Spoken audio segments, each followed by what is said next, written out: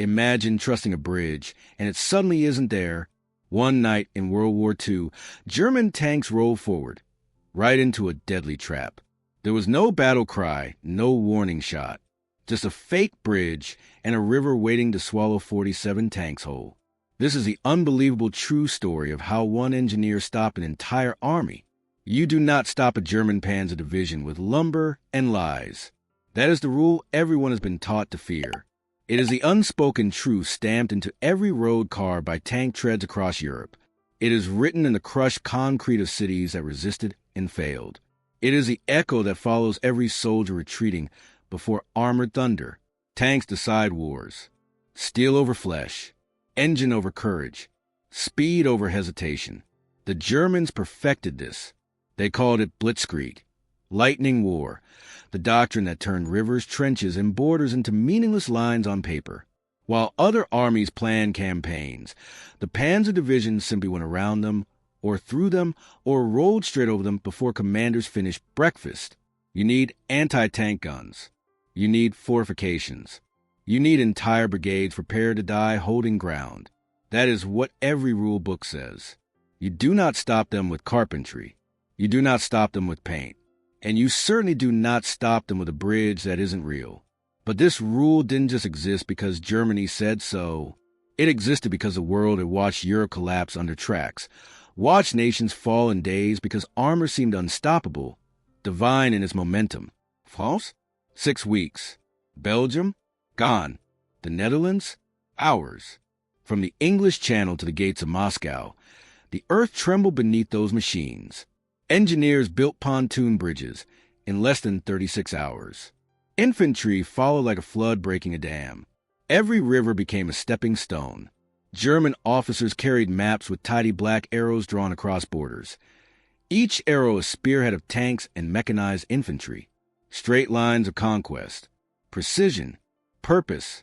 Confidence. That confidence fueled their creed. No river can stop German armor. Think about that. The arrogance, the certainty, the belief that nature itself bows to steel. And for a long time, they were right. The rule held. Anyone who stood in the path of it either burned or drowned beneath the tracks. But every rule hides its weakness. Every empire forgets that the earth belongs to no one. Every unstoppable army eventually meets a quieter force. Not superior in strength or speed, but superior in imagination. Because war does not always reward the strongest. Sometimes, it rewards the one who sees a different answer, a path no one else believes exists. Remember this. Steel is blind. Engines have no instinct. Tanks can only move forward. So when the Blitzkrieg machine rolled east into the Soviet Union, it carried the same arrogance. When it rolled back west under the desperate lash of retreat, it carried the same fear of slowing down, the same fear of being caught. German armor trusted the rule so completely that questioning it felt like betrayal. They needed to cross the Bug River. They had maps. They had orders. They had the unstoppable belief in their own momentum. But one man, one engineer hiding under the banner of occupation, looked at that river and saw not a barrier. He saw a bait. He saw a rule begging to be broken. On the Eastern Front, soldiers learned something they never expected. The enemy they underestimated was not always a tank crew or an ace pilot. Sometimes, it was a man with mud on his boots and numbers in his mind, a craftsman, a builder, a saboteur, someone who understood that a single flaw in a plan, a single wrong assumption, could topple entire divisions. This was the war of trenches and artillery, of frostbite and starvation. But beneath it all, it was also a war of ideas. Whoever outthought the other survived. And along the Bug River, sometime in late spring of 1944, under a shroud of darkness and fear, a quiet challenge was issued. Can deception kill a tank? Can lies sink armor? Can a bridge made of air and illusion defeat the most powerful war machine Europe had ever seen? The German rule said no. The German rule said impossible. The German rule said steel cannot be tricked. But the German rule was about to be tested by a man with a hammer, a blueprint in his head, and 42 companions armed not with heavy guns, but with willpower, rope, and the knowledge that failure would mean death before dawn. Imagine standing there with them, You, clutching a tool, not a weapon, rain stinging your face, a river roaring like a warning behind you, every heartbeat telling you to run, to hide, to survive by staying small, staying silent. But you do not run, because sometimes the only way to stop a monster is to feed it exactly what it wants, to give it a clear path forward, a perfect crossing, a promise of easy victory, and then let gravity and arrogance do the rest. This river, this night, this insane plan that engineers would laugh at in peacetime. This is where the rule breaks, where the unstoppable force meets an unexpected absence, where ground becomes water, where path becomes grave, where German steel meets its own blind faith. Here, on this quiet bend of bug, one decision will erase nearly 50 tanks from the German order battle in a matter of minutes. One illusion will crush an entire armored thrust before it can begin.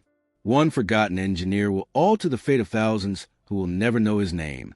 There are moments in history when giants fall not to other giants, but to a trap carved by human imagination. Moments when the war turns not with cannons, but with cunning. Moments when the world realizes that the rule was never as strong as it appeared. Tonight, the rule dies. Tonight, tanks will sink. Tonight, steel will drown. And in that darkness, with only the moon and the river to witness, the unstoppable force will be introduced to something far more dangerous. A man who refuses to believe in rules. Before the war turned him into a saboteur, Stefan Lang built playgrounds, swings, slides, bridges meant for children's laughter, not armor warfare. He was a civil engineer, born in 1915 near Lublin. Tall, sharp-featured, with a quiet stare that always seemed to be measuring something.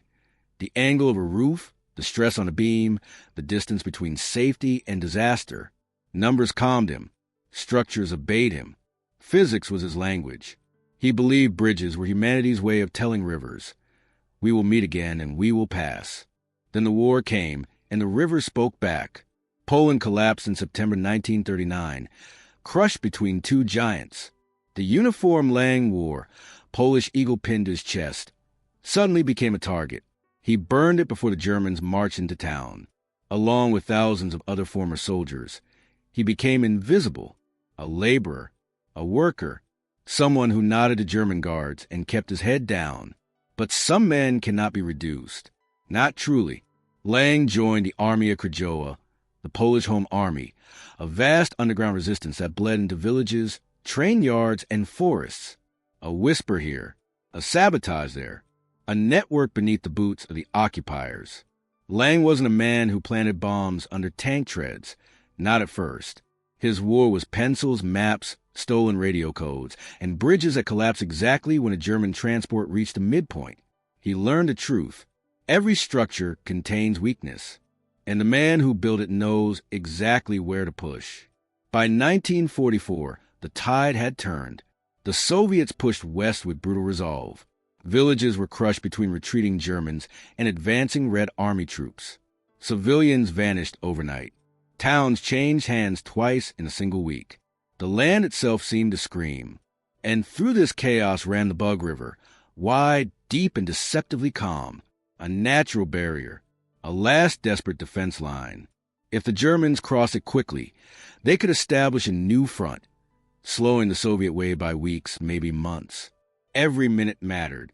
Every mile gained meant thousands more lives at stake. Even the smallest delay could break a German unit already stretched thin after years of war. Germans still had teeth. Panzer IVs, Panthers, and the dreaded Tiger tanks, monsters of steel weighing between 25 to 70 tons, engines growling like iron lions. They still had the brutal confidence of a force that had once been unstoppable. And they were coming. The 4th Panzer Army retreating, but still dangerous, needed the river crossing at Krylo, a narrow choke point where maps showed an old wooden bridge that once connected both banks. It had been destroyed earlier in the war, just splinters and memories now. Their reconnaissance knew that, but reconnaissance did not know what Lang knew. Panzer commanders weren't patient. They were predators. Predators chase prey. They do not wait for the hunt to come to them. That was the weakness. Lang saw the bigger picture, not just a river, but an opportunity. He understood a simple equation. If he denied them time, then reinforcements would never arrive.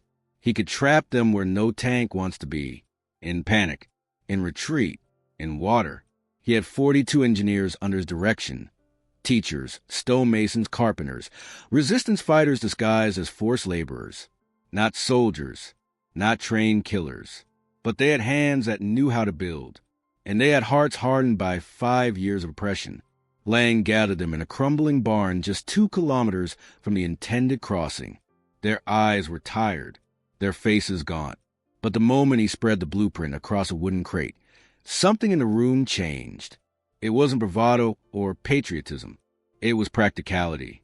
They had one night, to create a lie strong enough to look like truth. One night to convince German commanders that the river had already been forced. Lang's plan defied sanity. Construct a full-size bridge, but not a real one. Supports that appeared solid, but were hollow. Railings that seemed secure, but were barely attached. Planks that looked thick, but snapped under heavy weight. No soldier would dare walk across it. But a tank? A tank obeyed the road. Not fear. Some of the men doubted. Some asked, why not blow up the tanks with mines? Lang shook his head. Mines stop one, he said. This stops them all. He pointed to the river on the map. Depth 14 feet. Visibility near zero. Current dangerously fast. A tank that fell and would not drive out. A crew that escaped its hull would not escape the current. But the plan required perfect timing. The Germans were expected before dawn. 47 tanks, support vehicles, and infantry. If the bridge was not ready, they would scout further downstream. If the deception looked sloppy or rushed, they would suspect a trap. If they heard a single hammer too loudly struck, German patrols would shoot first and investigate later. So the men worked under a blanket of fear. As the minutes ticked down, Lang remembered the rule that governed the German mind. Speed above caution. Blitzkrieg never slowed, never hesitated. That arrogance had toppled nations. Tonight, it would bury them. This wasn't just a battle tactic. It was revenge for every Polish town that burned, for every architect forced to build monuments to occupiers, for every engineer told to serve the Reich or die. Lang wrote nothing down. If captured, paper would betray them. Every measurement, every angle lived inside his mind. He knew how a bridge must look. The illusion mattered more than structure. A few well-placed boards, a few barrels disguised as supports, shadows arranged to suggest strength where none existed. Make it look good, he told them. Not strong, just good. He wasn't smiling. He wasn't proud. He was already mourning the men they might fail to save. For Lang wasn't a killer. He didn't hate the tank crews personally. But the war had stripped away luxuries like empathy. Steel had no compassion. Why should he? He checked the stars. Midnight. The rumble of distant engines vibrated the ground. Faint now, but growing. A countdown had begun. 5 years of occupation. 400 engineers executed across Poland. 3 bridges he'd already destroyed. 2 armies fighting for control. One chance to change everything. The river waited. Silent. Terrible. And as the first glow of German searchlights flickered through treetops miles away, Lang whispered to himself, let them come. Because tonight, a bridge would rise, and an empire would drown. The river mist thickened like a curtain of pale smoke, drifting silently across the water's surface. In the fading twilight, the wide, rushing current looked almost peaceful, as if it weren't the only obstacle preventing the German armor from punching to the battered Allied line. Captain Whitaker stood at the edge of the bank, boots sinking into the mud, hands clenched behind his back as he watched Lieutenant Davis complete final checks on the demolitions buried beneath the river surface. Charges planted. Cables run clean, Davis reported, wiping grime from his brow. He sounded tired but determined. Everyone did. Whitaker nodded. How long? Davis gave a short but confident answer. 1 push of the plunger. Whitaker didn't smile. Too much hung in the balance. Instead, he glanced toward the east, toward the direction where scouts reported the rumbling approach of enemy armor. The sun had fully surrendered to darkness. Only moonlight remained, shimmering like silver across the wooden structure that now spanned the river. The bridge. 6 hours earlier, the very idea of it had sounded insane. But the brilliance of Chief Engineer Thornton had turned insanity into strategy. It wasn't a true bridge, just enough planks, barrels, and carefully angled support beams to convince a fast-moving column that it was solid ground. From 50 meters away, it looked perfect. From 20 meters away, it looked just stable enough to trust. From 0 meters away, death waited beneath the current. Corporal Jenkins crouched behind a mound of sandbags. Binoculars pressed his eyes. "I still can't believe they bought it," he muttered to nobody in particular. Private Mills sat beside him, clutching his rifle with shaking hands. "You sure they will? What if they test it first?" Jenkins lowered the binoculars and smirked. You ever known a Tiger tank commander to slow down when he thinks he's already won? Mills didn't answer. Instead, he swallowed hard and stared at the river, pulse pounding in his ears. This plan, this gamble, relied on one thing: German overconfidence. Thornton had said it best hours earlier. They think we're desperate, and desperate men rush. Let them think we rushed a bridge.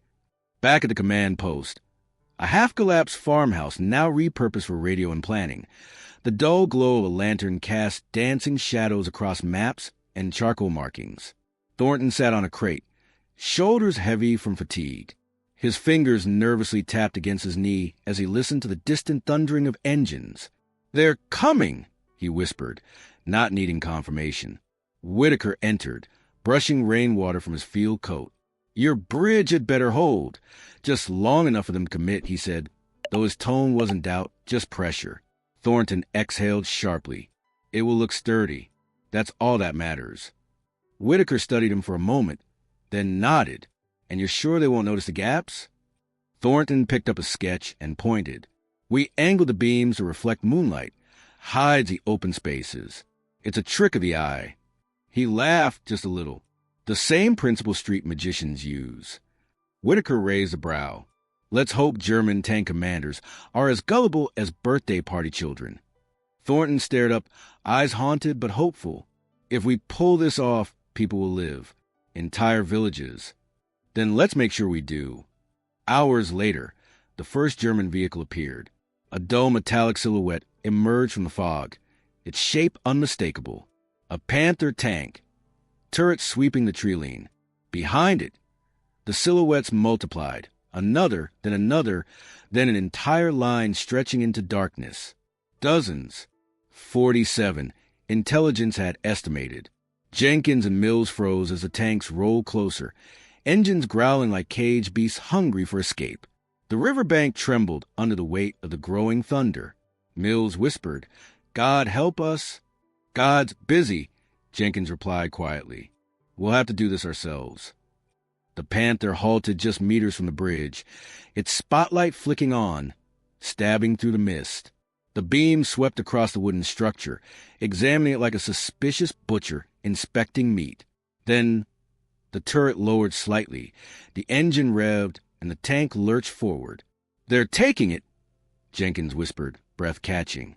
Mills squeezed his rifle tighter and whispered a small prayer. But halfway across, the Panther slowed again. It seemed to hesitate, its commander likely considering the possibility of sabotage. The crew inspected every plank with caution. A long, bone-deep silence followed, until a second tank pushed forward from behind, honking its horn, impatient, confident, arrogant. That was all it took. The Panther accelerated again, treads clanking rhythmically over the hollow structure. Once across, its commander raised a fist to signal his column. Movement exploded. Tank after tank rolled up the embankment, steel giants groaning as they followed the leader's path. The bridge began to flex, creaking under their weight, but held, just as Thornton promised. It was designed to survive the first several crossings, just enough to commit the majority.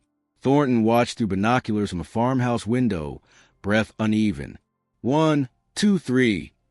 He counted softly, voice trembling.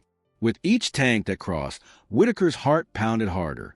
Somewhere in the back of his mind, a voice whispered, "If the bridge collapses too soon, they'll turn back. They'll find another way. They'll kill us all.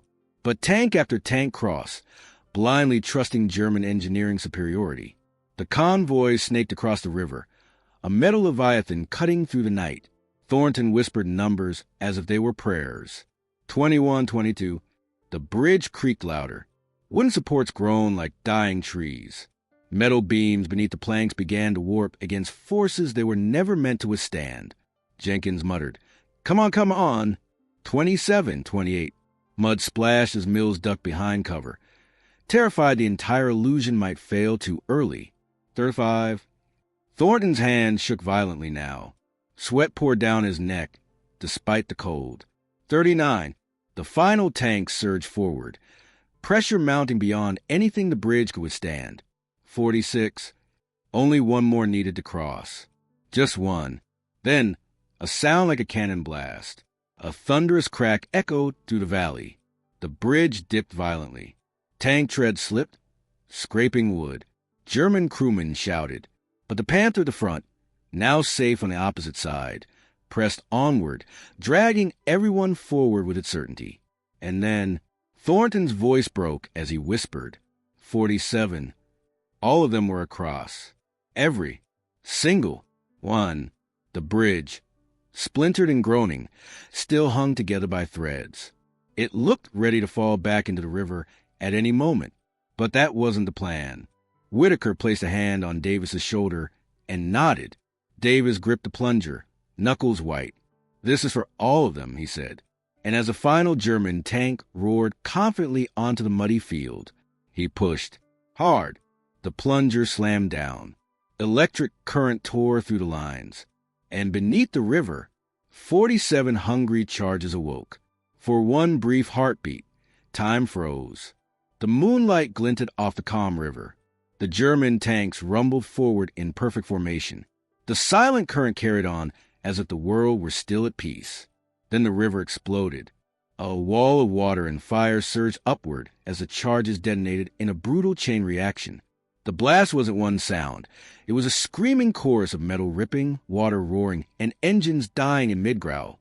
The nearest tank, a Panther at the center of the column, vanished in an eruption of spray, swallowed whole by the current as its underside peeled open like a tin can. Its turret launched skyward, a spinning comet of steel, before slamming back to earth with a crushing crunch. Shock waves thundered through the field.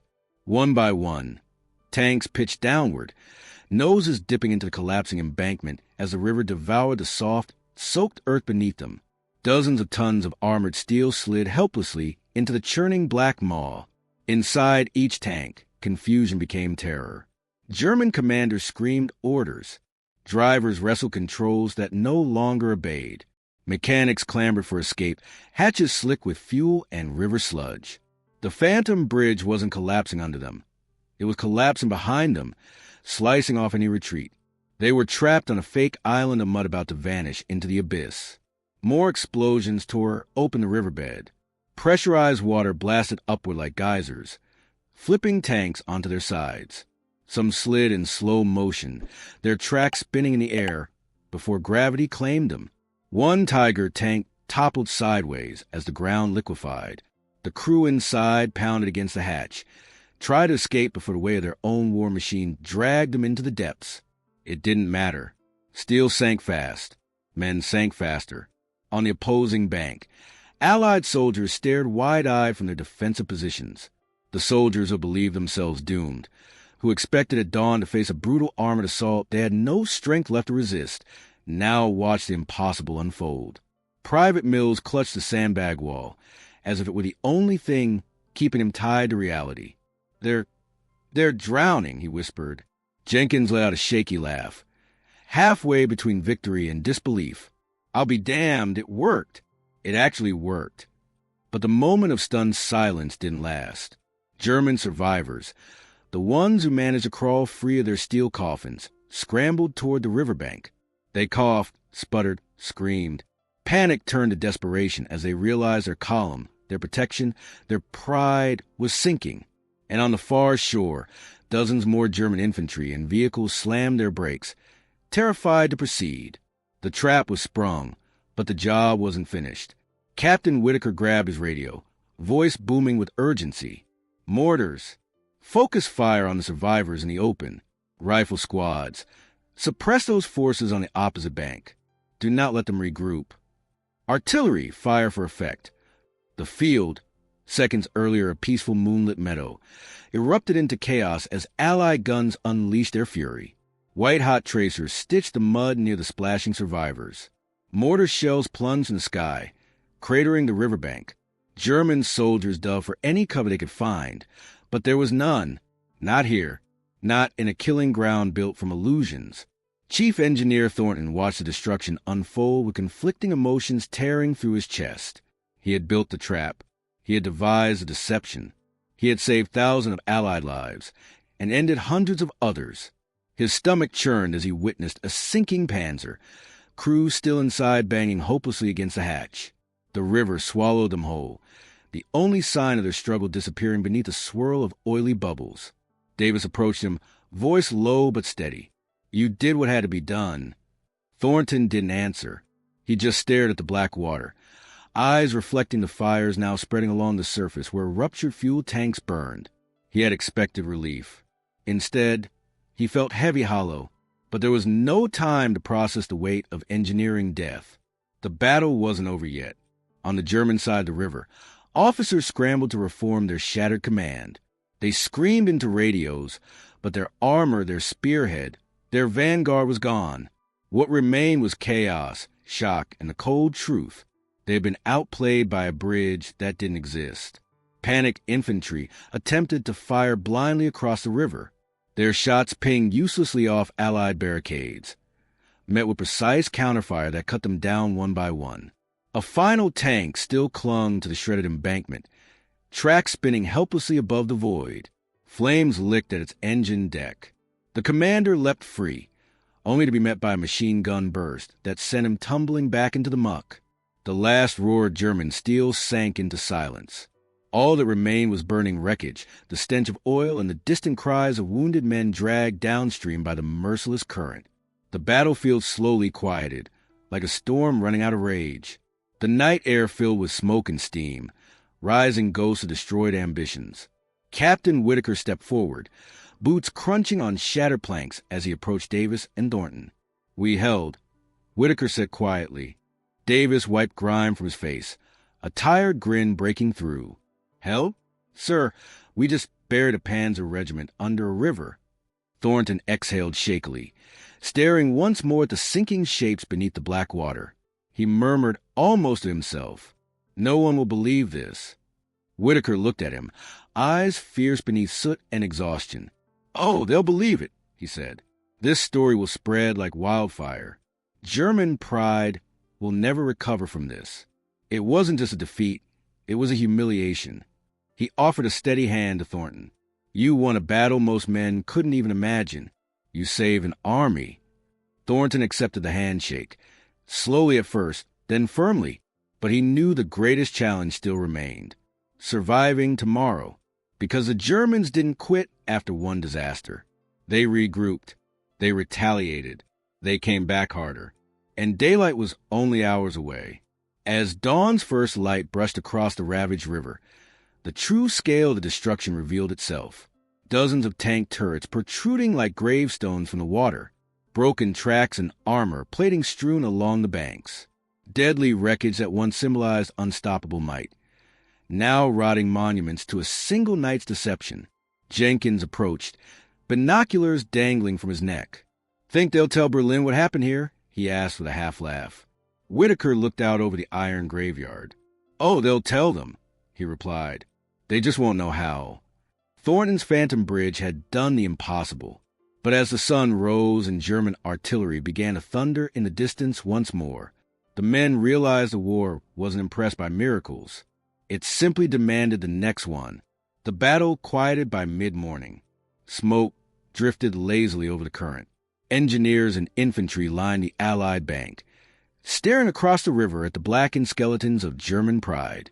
Somehow, the battlefield didn't feel like a victory. It felt like a warning. Chief Engineer Robert Thornton stood apart from the others, helmet tucked under his arm, eyes locked on the dark water that now held a graveyard of steel. 47 tanks gone, a regiment erased in hours.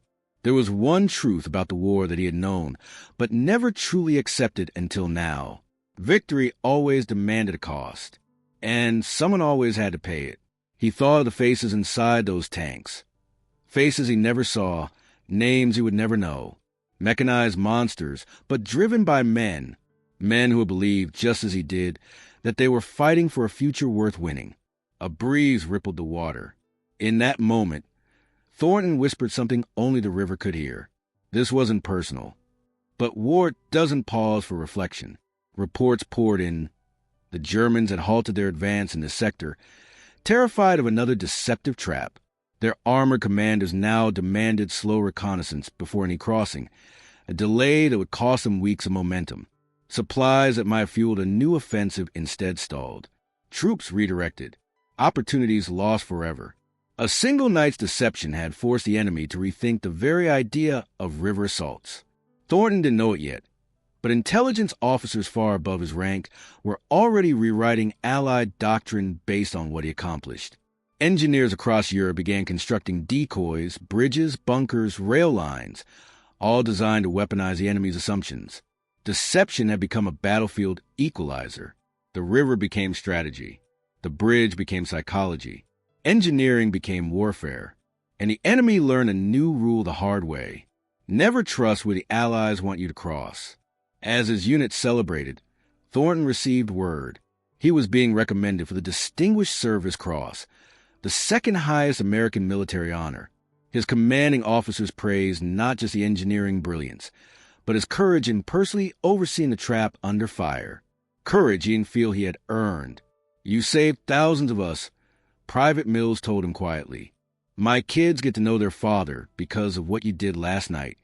Thornton nodded, eyes glassy. That was the only medal that truly mattered. Night returned, and with it a hush. The fires had died down. The river flowed again, slower now, as if weighted by the iron sarcophagi beneath. Corpsmen read the names of fallen Allied soldiers. Only a small list compared to what could have been. But every number still mattered. Every silence between names cut deep. Thornton stood at attention, one hand to his heart. He didn't blink. He wouldn't miss a single name, because he knew one day, somewhere, some engineer on the other side of a different war might build a trap just like his, and Americans might be the ones sinking. Years later, Thornton returned home.